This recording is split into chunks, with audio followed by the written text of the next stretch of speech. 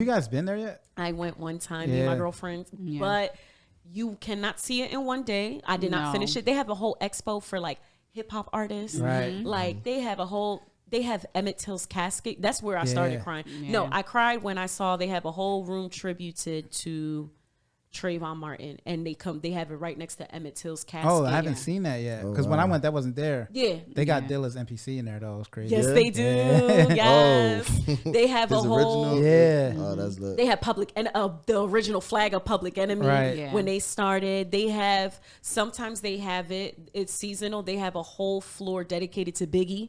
Right. If you walk in and they like everything how he started, but you cannot see it in one day. But it was so monumental that seeing Trayvon Martin was like seeing Emmett Till for me. So I broke it's down so crying. similar. Yeah, it's such a similar story. It's harsh. That was actually one of our early dates too. I took her there. Yeah. That was free. Yeah, and it's free. That was smart. But now they do it But it's virtually. great. Right. Yeah. So now we could do it on. But yeah, online. Back to your original point, I think it's so important that because like you were saying, in third grade, they start teaching you about slavery, lynchings. Yeah, they tell you about, and it's funny how they skip, right? It was like there was slavery. Then there was Martin Luther King, who was, and then you're now black people are free. Like they just skip. And we helped you guys be free. Hundreds of years. They skip hundreds of years. They skip thousands of years before.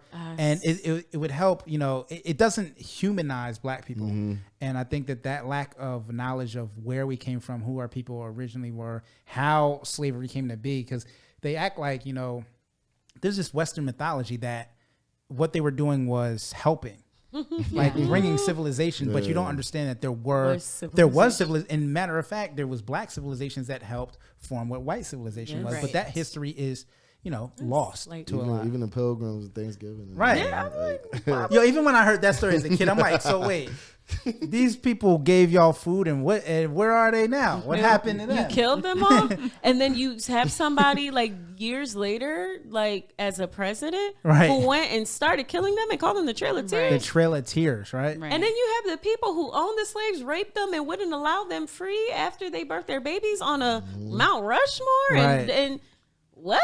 But the thing is, I think the generation now, like our children, they're going to see more of the positive things. Yeah. Like it wasn't like right now we have social media, like we're more enlightened now. Right. Like we can research. It's not just an encyclopedia. I was listening to a podcast. I'm kind of stealing what they said because it made so much sense. Right. No, and go ahead. like, do it. We do it all the time. Yeah. Like they were saying like, the encyclopedia. That's all we had was the encyclopedia back in the day. Right. So it was like what they taught us. That's all we got. But nowadays, you go right and look anything up, anything. And we're more enlightened. And I think it's going to be even more with our children. Absolutely. It's crazy because our kids, they may see systemic racism in the way we see it, right? But a lot of glass ceilings are going to be shattered by the time they get into our level. My parents, when, even when my dad came to America, even though PR is still America, but came stateside, like he wasn't allowed to vote. Like my grandfather wasn't allowed to vote. So like for me to be first generation born here and being able to vote and, just things like that. Like, my parents were able to vote, but my dad came and he didn't speak English. Right. So how you're not going to know. And what people don't know is Puerto Ricans were not allowed to vote on the island. We don't vote. We don't vote for the president. We just fight in your wars. But we don't vote for the president. Which is true in Washington, D.C. as well, which is crazy. Which is nuts. Isn't it the weirdest thing? Yeah. But ultimately, what we're happy about is that our kids are going to see the hard work that our ancestors and ourselves have put forward. And they're pushing past it. I think it's really important that we understand that social media, the internet, can be a tool for both positive or negative, right?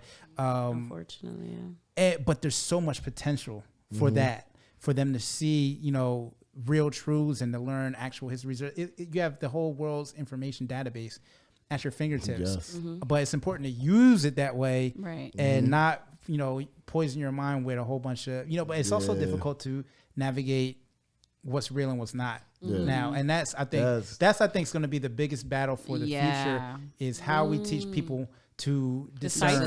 Discern. Critical thinking is going to be the